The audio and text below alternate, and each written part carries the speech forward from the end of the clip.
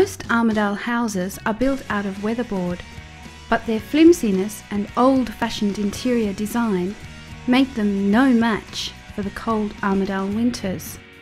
The good news is that weatherboard houses can be made more sustainable, and you can do a lot of the work yourself. 3 houses featured during the recent Sustainable Living Expo in Armidale show how. Louise and Michael Drillsma have made an environmentally friendly extension to their original weatherboard house.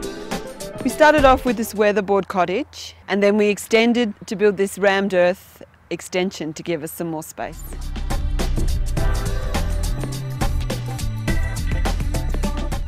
When we first moved in, and as we were living here, we found that it was very cold, that there was no sun getting in. It's a lovely house and I like all the distinct small spaces, but what we needed was a big space.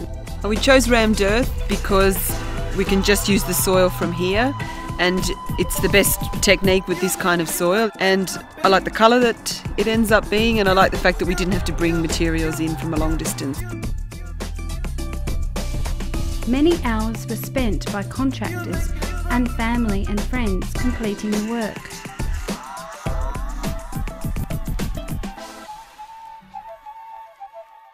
Rammed earth is a material that's a combination of subsoil from the site with sand and cement.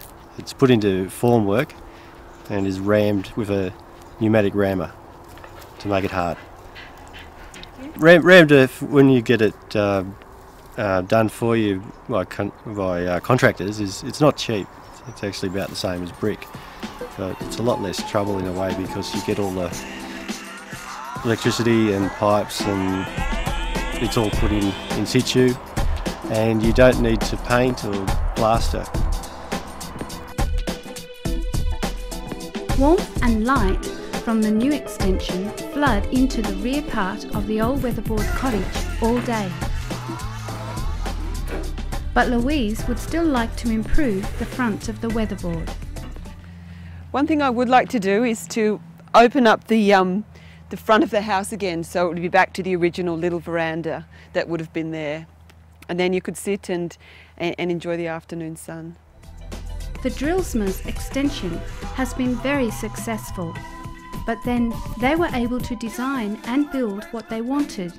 At our next house, we will see how the owners have modified a house that had been extended previously.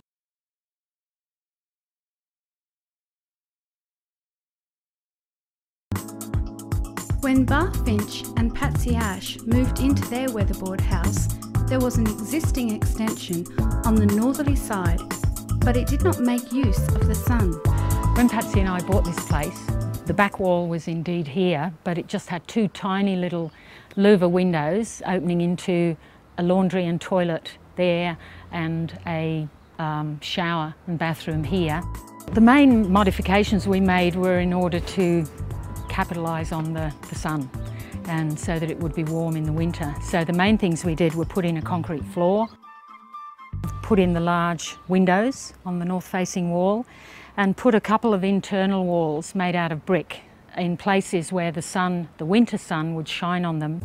We moved the kitchen into this area so that most of our living is done in this part of the house, with an outlook over the lovely garden, but also the winter sun just streams in throughout the winter, and the summer sun is blocked and doesn't come into the house at all. This was the old chimney of the old house, and when we bought the house, this was of course painted white and was part of the shower washroom area.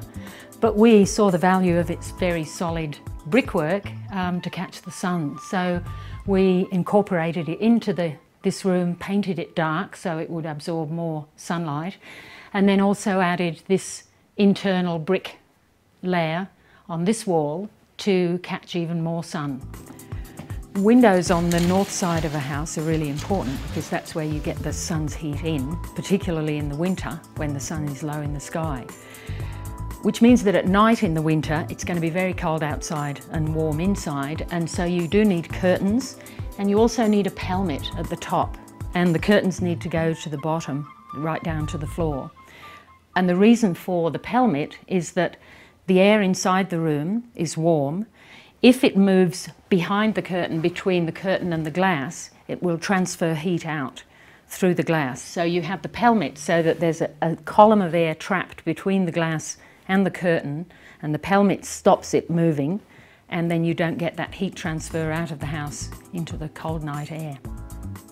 Of course, most old weatherboard houses have timber floors, and the two principles of trying to make the house warm is insulation in the ceiling and the walls, but also having some sort of mass of material that the sun will shine on in the winter to store the heat.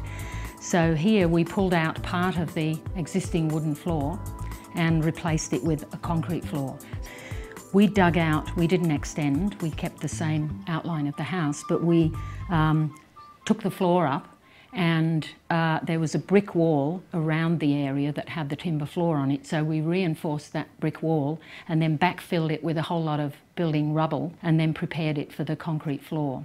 So it's underneath here, there's probably a depth like this of masonry scraps. Traditionally, weatherboard houses were built without insulation to floors, ceilings and walls. But Bar has pioneered a method by which you only need to remove a few of the external boards. The insulation can be quickly and easily installed by the home owner. Just check that you have an older hardwood style weatherboard which has no noggins. Bar and Patsy redesigned the north-facing rear of their house by modifying many of the existing features. In our next house, we will see how the owners completely remodeled their entire weatherboard house to make it more sustainable. Ian and Sue Reeves' 1920s weatherboard cottage was transported from Armidale to Uralla in 1976. It was bought for $900 as a renovation project.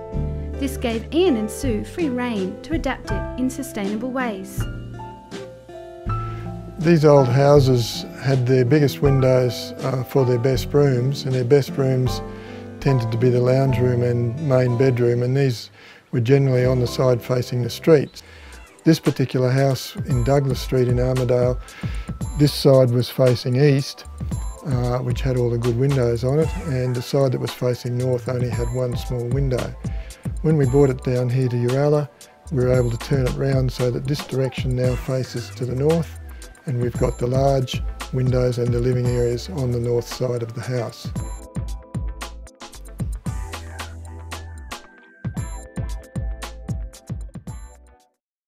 The old houses had much smaller windows than by today's standards, but one of the advantages of these old weatherboard houses is you can put much bigger windows in. You can just rip into them anywhere and cut out a opening to put in a much bigger window. In later years, the Reeves added a new extension with 2 bedrooms and a study.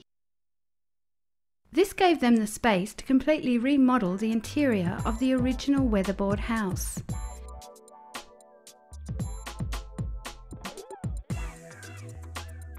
The original bedroom area has become a sunny dining room, and the kitchen and pantry have been moved to the cool south-facing back of the house. The pantry has got insulated walls on all sides, and of course the ceiling of it is insulated as well. There's a window on the south wall of the pantry, and that's left open during winter, so that enables us to keep the pantry cool during winter. Since the walls and ceilings needed so much repair, Ian and Sue took the opportunity to introduce seagrass insulation. Our preference was for the seagrass solid fill because it had none of the health hazards associated with it that fiberglass insulation has. At the time, seagrass was around about the same price as fiberglass bats or slightly less, but because it comes from Victoria, the cost of freight can make it a bit more expensive. The floors were a mixture of all sorts of veranda boards and floorboards, and they were all different heights with big gaps between them. The first thing we did was to put particle board flooring on top of that, and then in some parts of the house we've got masonite underlay on top of the particle board flooring, and then cork tiles on the top of that. And of course cork tiles are good insulators, so with that thickness of wood and the cork tiles, there's probably no need for any additional insulation. You know, we think it's very worthwhile in terms of what we've got here now, but you have to sound a little bit of caution about costs if you are going to employ contractors to do it all.